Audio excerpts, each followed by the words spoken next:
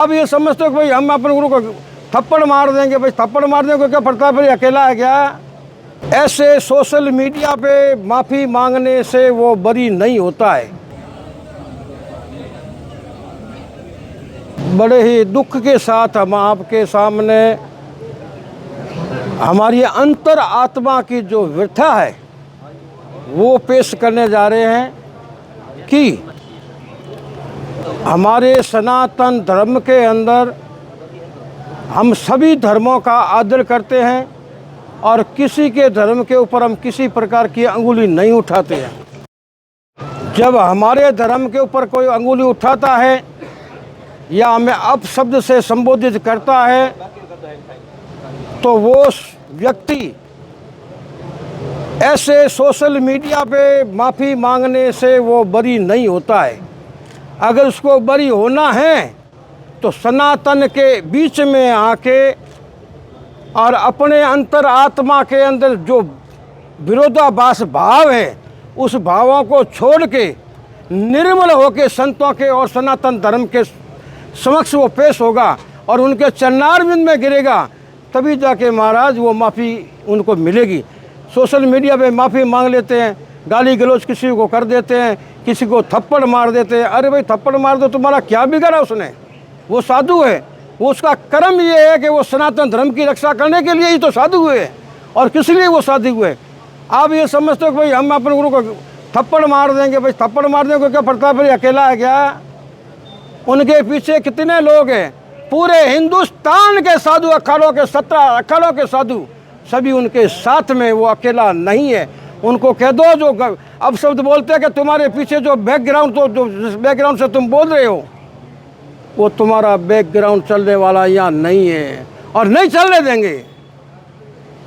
ये कोई तरीका थोड़ी हुआ कि भाई मैं माफ़ी मांग लेता हूँ बस आप हमको बरी कर दो, ये कोई तरीका है? कल तो तुम और कुछ भी बोल दोगे और कुछ भी कर लेगो, कुछ षड्यंत्र भी रच सकते हो तुम तो। और उन्होंने किया क्या? एक वीर, एक स्वतंत्र सेनानी और एक योद्धा जिन्होंने अपने प्राण सनातन धर्म के लिए, गौ माता के लिए शीश कटा करके उन्होंने उस धर्म की लाज बचाई।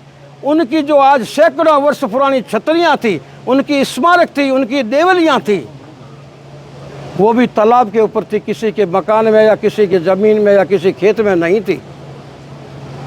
तो उनको पूछो कि तुमने जब पत्थर मारे, गाली गलौज किया, उनको पूछो कि तुम्हारे घर के अंदर तुम्हारा मकान जर्जर हालत में होता तो तुम उसको दूसरा नहीं बनाते हो क्या? तो बनाते हो तो हमने क्या बुरा किया?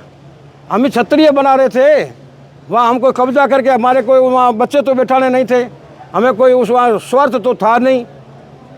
तो फिर ऐसी महाराज तो वहाँ उस राजनीति से तरीके से गए, वो तो एक सनातन धर्म के नाते गए और साधु के नाते गए कि मेरा परम कर्तव्य बनता है और मैं कर्तव्य के अनुसार मेरा कर्तव्य का पालन करूँगा।